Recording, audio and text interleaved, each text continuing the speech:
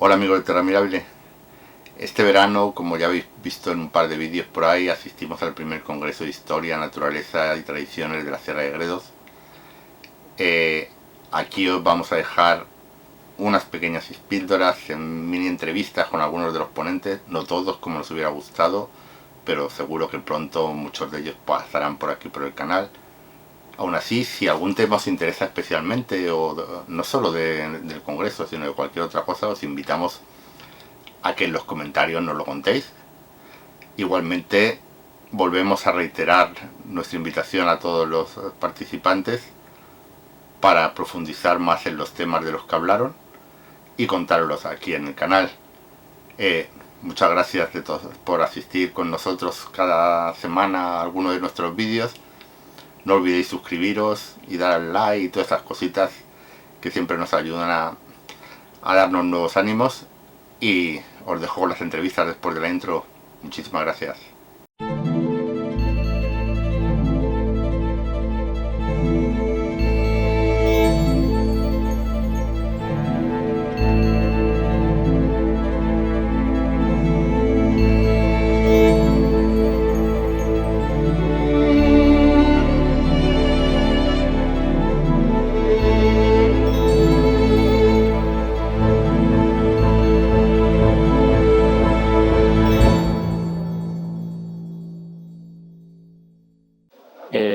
Bienvenidos a esta cobertura del primer Congreso de Historia, Tradiciones y Naturaleza de Gredos, donde, como bien hemos hablado antes, se van a tratar muchos temas, entre ellos la historia, la arqueología, y estamos aquí con Julio Sánchez Gil, que es un historiador perteneciente a la Academia de Historia de Toledo, pero como no quiero incurrir en errores, prefiero que se presente. Julio, autopreséntate, por favor. Soy Julio Sánchez Gil, miembro de la Real Academia de Historia y Bellas Artes de Toledo y de la institución Gran Duque de Alba. La ponencia que yo he presentado era la comarca de la Sierra de San Vicente y su vinculación con lo que es Gredos. Entonces, la comarca de la Sierra de San Vicente se sitúa actualmente al norte de la provincia de Toledo, enmarcada por dos cauces de río, que son el río Alberche y el río Tietas. Ha pertenecido a la provincia de Toledo a la provincia de Ávila hasta principios del siglo XIX y al obispado de Ávila hasta mediados del siglo XX, lo cual las relaciones políticas, sociales y económicas se han mantenido a lo largo de toda la historia. La ponencia que yo he presentado se ha fundamentado en lo que es la parte prehistórica, por no hacerlo demasiado extenso. Entonces, la prehistoria de la comarca nuestra está muy relacionada con la prehistoria de lo que es el Valle del Tietar y en Gredos en concreto. Entonces, el tipo de economía, el tipo de sociedades han sido muy parecidos. Entonces, las características de la Sierra de San Vicente es que, aunque pertenece a las estribaciones del Gredo, se sitúa como un hito entre dos vías importantísimas desde la prehistoria, que han sido el curso del río Tietar y el Tajo. Entonces, la Sierra de San Vicente es un hito que está en el medio, con lo cual, era una zona que cuando había los movimientos desde los tiempos más remotos hasta la actualidad, estaba en un lugar de referencia. Entonces, nosotros lo que hemos demostrado, lo que hemos presentado en esta ponencia, era demostrar qué relación existió en la prehistoria. Entonces, ¿cómo lo hemos hecho? En función de los restos arqueológicos que han aparecido a lo largo de los últimos años, que es cuando hemos empezado a trabajar. Decirles que presentamos en la ponencia que presento yo, prácticamente casi todos los materiales que presentamos son de forma inédita. Entonces, desde la época es el Paleolítico inferior y superior, entre el superior e inferior, encontramos vestigios arqueológicos. Entonces, en el entorno del río Tietar han aparecido hachas adscritos al Achelense, que es Paleolítico medio y superior, y en el Valle del Alberche igualmente. En el Valle del Alberche, que en nuestra tierra, en concreto, han aparecido miles y miles de haches líticos. Estamos hablando que la historia del Paleolítico prácticamente cubre más del 90% de la historia del ser humano. Entonces, decirles que nuestra comarca ha estado poblada desde la época más antiguas y sin solución de continuidad hasta la actualidad. Curiosamente, esta relación que ha existido se desarrolla hasta lo que es ahora la economía. Entonces, los asentamientos fijos que hemos encontrado del Paleolítico en nuestra comarca lo podemos cifrar en dos talleres líticos, donde han aparecido miles de piezas trabajadas que no valían para ser utilizadas como encendedores, como hachas. De esta inscripción lo que nos da era que había asentamientos estables ya desde la época del Paleolítico. Y luego, en la época del Neolítico, igualmente, al igual que lo que es la zona del Valle del Dieta, pues han aparecido vestigios, lo cual nos quiere decir que sí que existía una relación entre estos dos lugares. ¿Por qué? Pues porque los ríos eran realmente vías de tránsito donde la gente se movía de los tiempos más remotos, básicamente, ¿no? De tipo, o bien transitando para poder, con los desplazamientos de animales en lo que era el Paleolítico, o bien ya en la época más moderna, que estamos hablando del Neolítico, para poder hacer sus asentamientos y sus relaciones de tipo económica. Entonces, pues los mismos materiales que se han encontrado en el entorno del Valle del Dieta y en Gredos los tenemos en la Sierra de San Vicente. La economía que se desarrollaba entonces fundamentalmente era de tipo pastoril. Entonces, pues muchos de los asentamientos que hay pues estaban desarrollados relacionados con la economía de tipo explotación de ganadería, o bien de ovejas, cabras o ganado vacuno. Lo más importante que quiero reseñar que hemos encontrado en la Sierra de San Vicente pues son el tema del megalitismo, es las construcciones con grandes piedras. De esto tenemos la suerte de haber encontrado varios dólmenes, meniles o estructuras megalíticas, que eso es lo que hemos hablado. Entonces, hemos presentado cómo estructuras megalíticas que han aparecido en el entorno del Valle del Dieta se manifiestan también en las partes, en las vertientes que tiene lo que es la Sierra de San Vicente. Y posteriormente asentamientos más modernos también nos quiere decir que aparecían. ¿Por qué? Pues porque había unas vías de comunicación. Las vías de comunicación son las que tenemos hoy en día. Nosotros no hemos descubierto el agua tibia, sino ellos tenían la zona de Buenaventura, Navalmoruente, hasta Talavera, lo que era el Tajo. Esa vía sigue existiendo. Y luego teníamos otra vía desde la otra parte de la sierra que llegaba a través de la Cañada Real Leonesa, que era muy importante, con sus ramales. Y eso desde la época más antigua. Y luego tenemos los fenómenos megalíticos, donde hemos demostrado varios dólmenes que están sin trabajar, aunque la Universidad de Alcalá de Henares los conoce y los ha visto, y nos ha dicho, nos ha certificado que era. Tenemos grandes meniles también, hemos encontrado. Y luego tenemos lo que son los grabados al aire libre, y tenemos también lo más importante, quizás, que sean las estelas. Entonces, en este devenir del tiempo, con los problemas que hay a la hora de ascribir los asentamientos, porque realmente no se han excavado por la cantidad que hay y las problemáticas que conllevan, por tanto es muy difícil de decir en qué fecha fueron, pero sí podemos decir que eran contemporáneos los que había aquí con los del otro lado, lo cual nos quiere decir que desde la época más remota existió una relación comercial entre lo que es el Valle del Dieta y la Sierra de San Vicente, que se ha mantenido, como he repetido anteriormente, hasta hoy en día. Incluso en la Edad Media había relaciones de tipo hasta política, de matrimonios, como han demostrado los ponentes que me han antecedido.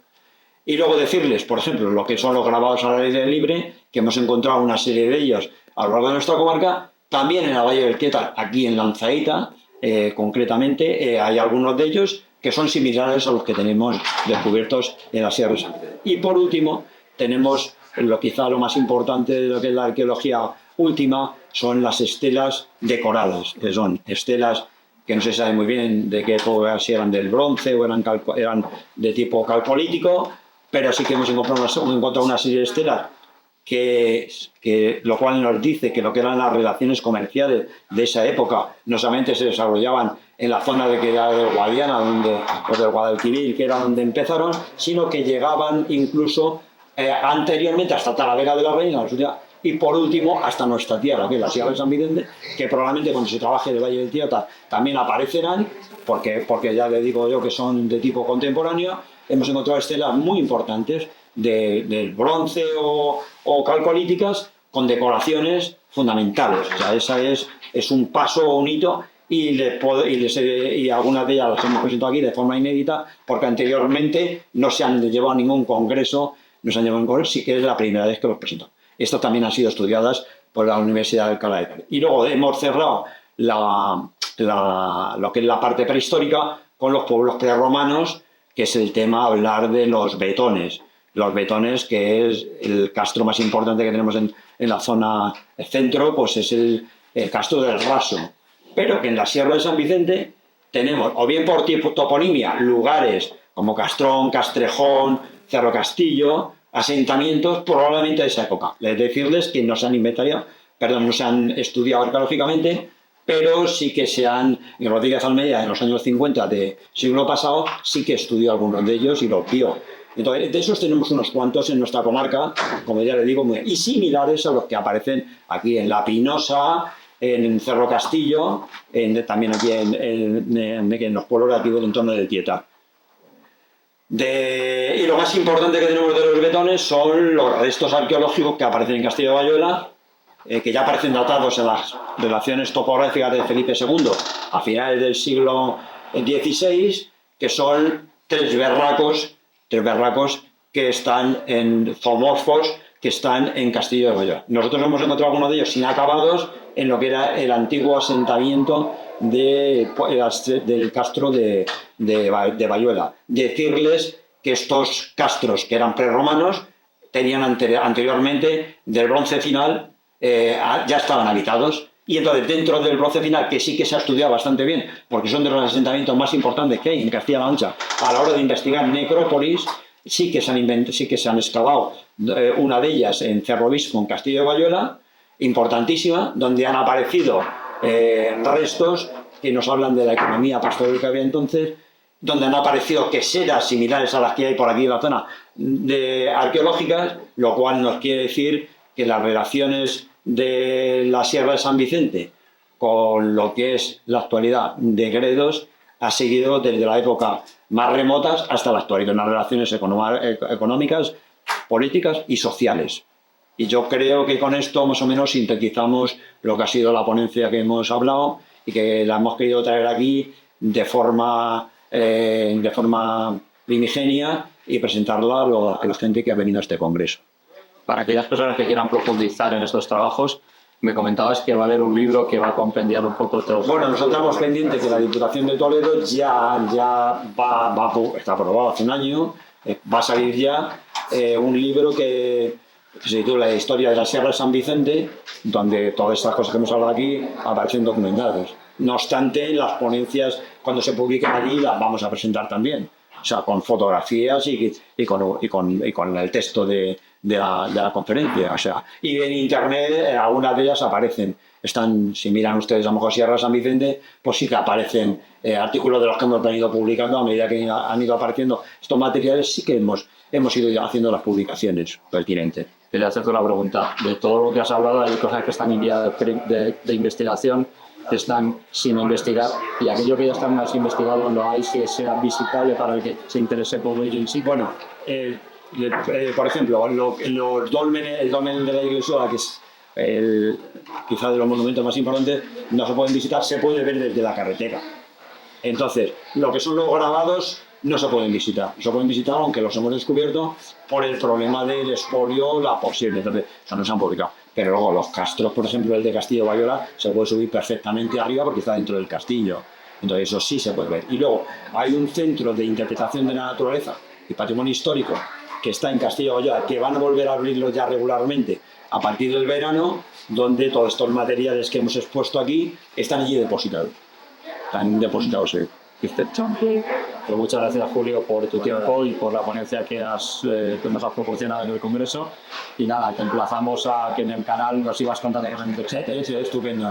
Muchas gracias. Gracias, amable. Seguidores de Terra Mirabile, seguimos con todas las ponencias que se han celebrado el día de hoy.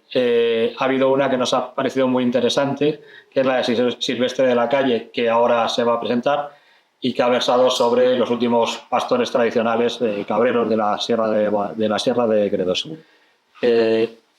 Dinos un poco sobre ti. Bueno, soy Silvestre de la Calle García, cronista oficial de Hijos de Santa Bárbara, de la provincia de Cáceres, y soy técnico forestal especializado en ganadería extensiva y razas autóctonas.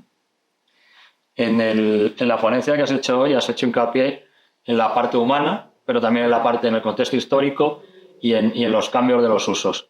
Cuéntanos un poco de manera sintética en qué ha consistido la ponencia. Bueno, mi ponencia ha estado dividida en dos partes. En realidad habrían sido como dos ponencias. Una de ellas de un cabrero del siglo XIX, Antonio Jiménez García, del Hijo de Santa Bárbara, que aparte de cabrero llegó a ser diputado provincial de la provincia de Cáceres, pero sin olvidarse nunca del sector ganadero.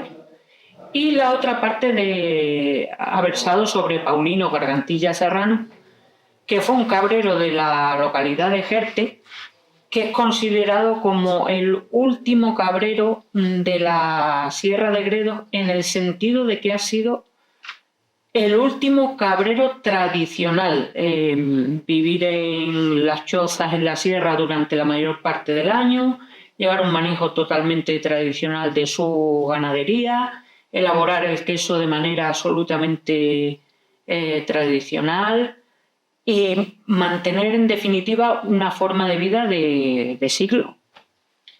Dentro de estas entrevistas también hemos estado hablando de otros contenidos y del blog donde sostienes un poco la divulgación que realizas. Háblanos de ese blog y qué contenidos podemos encontrar para futuro profundizar en ello. Bueno, mi blog se llama El Cuaderno de Silvestre. Es un blog sobre ganadería y cultura tradicional.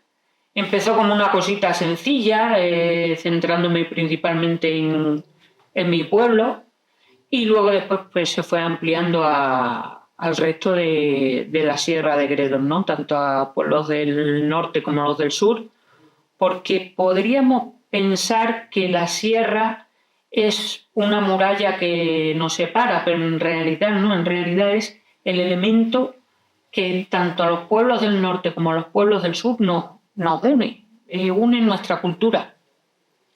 Pues con esto y todo lo que se ha contado Silvestre a lo largo de la mañana, os emplazamos para profundizar en una siguiente entrevista. Perdonad que yo no estoy en cámara, te estaba escuchando antes y se me ha olvidado comentártelo. Yo recuerdo de niño que en Garganta la Olla era corriente, hablando de cabreros, que había como un cabrero comunitario. Sí. Y entonces llegaban con las cabras a la plaza del pueblo y, digamos, allí ya dejaban las cabras y cada cabra se iba a su corral. ¿Tú sabes? ¿Esa tradición sigue todavía existiendo o, digamos, con el paso de los años ha muerto un poco? Lamentablemente ha desaparecido. Era una costumbre que existía en todos los pueblos de la Sierra de Gredos, tanto del norte como del sur. En unos pueblos había un cabrero comunitario que era pagado por todos los propietarios de cabra, y en otros pueblos lo que se hacía era que los mismos propietarios, en función de las cabras que tenían, pues iban tantos días a guardar las cabras de los vecinos. Esas cabras recibían diferentes nombres. Por ejemplo, en mi pueblo se llamaban cabras caseras, y por la mañana el cabrero iba por las calles del pueblo o recogiendo a las cabras, o bien quedaban en un punto determinado del pueblo, en una plaza o a la salida del pueblo, y se iba durante el día con ellas al campo. Y por la noche, cuando regresaban al pueblo, ya en las cercanías, cada cabra iba sola a su casa sin necesidad de que el cabrero tuviese que preocuparse de llevarla. Iba la cabra sin equivocarse a su cuadra. Bueno, muchas gracias. Pues gracias, Silvestre, por todas esas explicaciones. A vosotros. Gracias. Seguimos cubriendo el Congreso de Historia, Tradiciones y Naturaleza de la Sierra de Gredos. En esta ocasión tenemos a Francisco Fabián, que ya ha participado en nuestro canal hablando de temas de arqueología. En la conferencia plenaria que ha impartido, ha estado hablando de otra temática. Primero de todo, vamos a hacer que se presente, porque aunque ya has conocido. Fabián, ¿cuál es tu relación con esto de la Sierra de Gredos y todas estas temáticas? Bueno, mi relación con la Sierra de Gredos ha sido que durante 37 años he sido arqueólogo territorial de Ávila. Ahora ya estoy jubilado y ya no soy. Pero bueno, sigo vinculado pues, por la propia inercia de lo que fue mi trabajo y por vocación, porque bueno, me gusta mucho, lo quiero mucho y no me separa de eso. Háblanos de esa conferencia plenaria y de lo que has hablado en ella, para los que no hayan podido asistir. Bueno, pues a mí me he salido un poco de mi trabajo como arqueólogo. Yo he sido arqueólogo esos 37 años que os he dicho, pero la etnología considero que es un primo hermano o un campo mínimo o un hermano mismo de la economía. Por ejemplo, los arqueólogos recurrimos continuamente a la etnología para interpretar los temas arqueológicos. Entonces, bueno, de tanto venir por estas tierras y de conocerlas muy bien y de conocer a sus personajes y sus actividades, pues la verdad es que hace 24 años que me existe la vida de los cabreros que había vivido en la zona de Breves, en la zona de Catleta. Y entonces pues nos pusimos junto con otra arqueóloga, Sesión Samazar, y con un experto en la zona y con muchos contactos, que es Resino Galán, que era el guarda del castro de Raso de Grande. Y entonces pues nos pusimos durante 6 años a inventariar todos los restos que había en el monte. Eso por una parte. Y por otra, a entrevistar a todos los pastores que todavía quedaban vivos para que nos contaran la intrahistoria y la historia de sus bajadas y de sus actividades, con la letra pequeña, la letra grande y con todo lo demás. Y bueno, pues estuvimos haciéndolo durante todo ese tiempo. Tenemos una base de datos impresionante de todo ello, y por lo menos hemos conseguido rescatar con ello la memoria de esta gente, pues para escribir en alguna ocasión una gran publicación con todo ello, hablando de la arquitectura, de las costumbres y de esa intrahistoria que os decía que queremos que no se pierda, y que hemos llegado en el momento justo porque muchos de esos pastores ya no viven, y bueno, pues los cogimos desde el 2014 hasta el 2019 en el momento en que todavía estaban vivos y nos podían contar mucha historia. ¿Qué tenéis de recopilado? ¿Tenéis grabaciones con ellos? ¿Tenéis documentos? ¿Qué material vais a vertir en ese trabajo futuro? Tenemos grabaciones de voz y tenemos multitud de fotografías y bueno, tenemos todo preparado pues para tener un poco de tiempo y plasmarlo en una publicación genética sobre pastores de cabreros, que es como se llama así, de la zona del sur.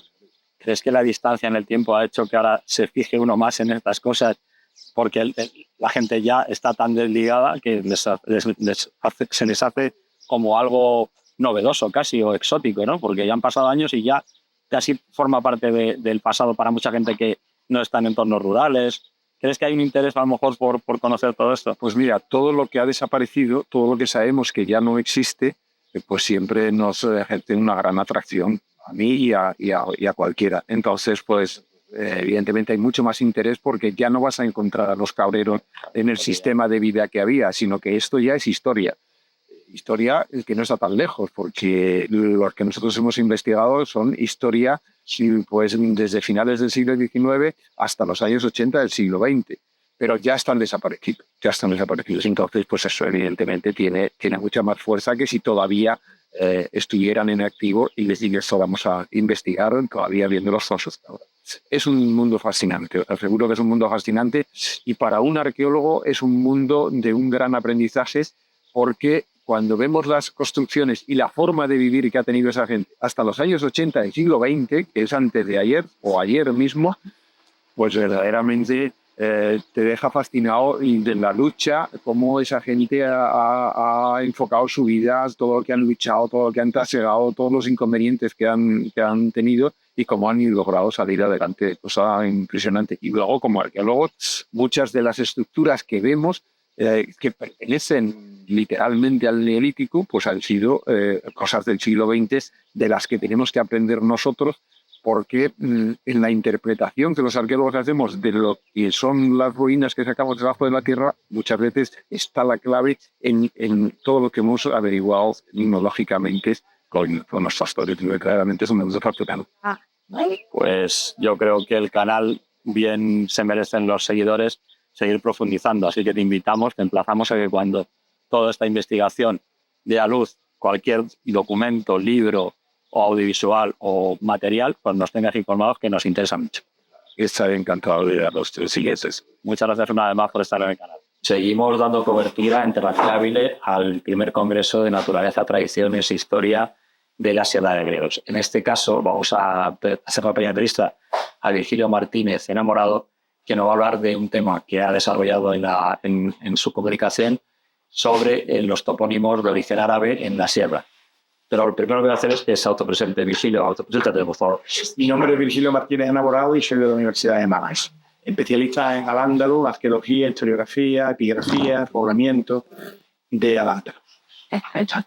Cuéntanos un poco lo que nos has contado arriba, pero sea más y síntesis. Bueno, hemos hecho una intervención sobre lo que significa la toponimia árabe-andalusí de toda la Sierra de Gredos, Gredos y sus contornos, donde aunque pueda parecer un tanto extraño, se conserva una toponimia patrimonial andalusí muy significativa, muy importante. Y hemos hecho un análisis de esa toponimia, de esos nombres de lugar de origen mayoritariamente árabe que se encuentran en la zona, nombres como Almanzor, precisamente, que es un nombre que toda la gente de España incluso sabe por el que se entiende que además llama el tipo del sistema central, nombres como Guadalquivir, que está presente en el Moquieta, nombres como Sanata, que es el nombre de una tribu bereber muy significativa. En definitiva, una huella toponímica que ha quedado aquí, fosilizada en el tiempo, y que es susceptible de ser estudiada como cualquier otra manifestación que el ser humano produce.